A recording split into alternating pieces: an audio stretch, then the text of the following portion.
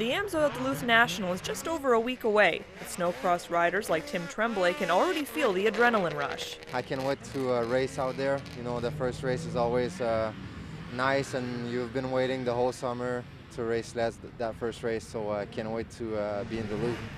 There's not a lot of snow on the ground at this point in November, so snowcross teams come here to Planet X to get their bodies and their sleds in shape for the season opener in Duluth.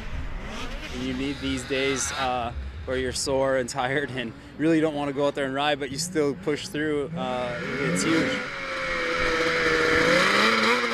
Many of these racers compete in motorsports year-round, but Malinowski and fellow pro Levi LaValle have found there's no real substitute for riding on snow.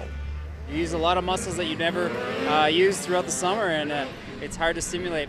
We've been riding on wood chips and everything else. You can do a lot of different things to cross-train, but being on snow is the only way to get true accurate testing.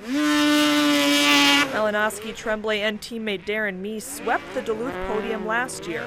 The Shearing Speed Sports riders are hoping for another strong finish. When you prepare yourself and you win the first race, it means you did everything right, your training and the sleds and everything.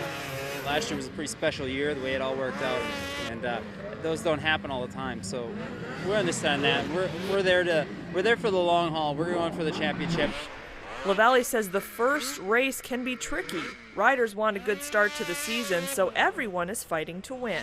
I've unfortunately fell victim to a couple of incidents in the past. I blew my knee out in the first race. I've been tipped over a lot of different things. So one, you want to do well there, but two, you just want to make it through Duluth. When the green flag flies next weekend, it could be anyone's race. In Aurora, I'm Laura Kennedy for Eyewitness Sports.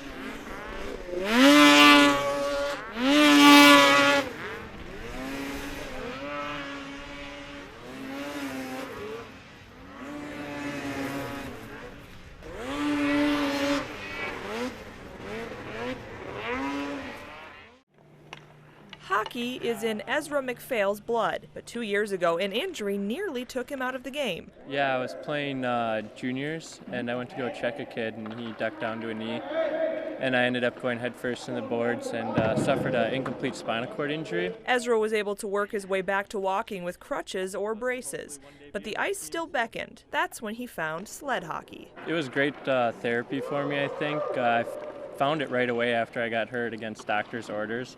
But I had to get back on the ice. Now he plays with the Twin Cities team and is also involved with Duluth area special and sled hockey, also known as Dash.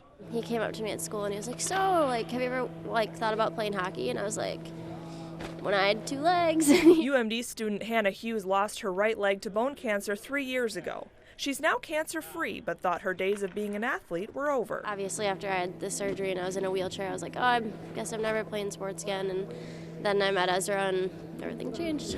Hockey is something that unites the community of Duluth, and this organization allows athletes to get out on the ice and be part of a team. Hockey's for everyone, and it's great to start it up here now. Dash welcomes all players, regardless of disability or skill level. Once they learn the ropes, it's difficult staying upright and not tipping over, and then playing with all boys pretty much gets pretty aggressive. Instructor Lee Costley says players quickly find their competitive edge. But I get more from them than I can ever give them back. Their competitiveness is far and exceeds any other thing I've ever seen from another player. And like any aspiring athlete, they dream big.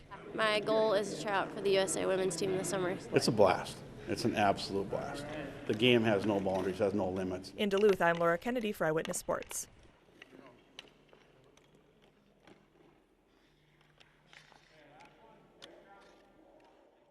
Ely entered the Dome with an undefeated record, but faced a tough Underwood team in the state semifinal and came up just short. And while a perfect season wasn't quite in the cards, the Timberwolves will leave here with lasting memories of a special season. It's been special. It's something I will never forget. This is probably my most special team I've ever coached. You just want to give 100% the whole time, and that's the story of football, you know. It's crazy how a football team can inspire, so many people. It's, the young kids look up to you, and it's just amazing. I love playing football, love it, and just to finish the season, even with a loss, with these guys right behind my back, it's unbelievable. We have nothing to be ashamed of. We represented our school community in Section 7, I thought, very well. It's been a magical season for Ely football. Ely finishes the season with an impressive 12-1 record. The Timberwolves say they left it all on the field and have no regrets. From the Metrodome, I'm Laura Kennedy for Eyewitness Sports.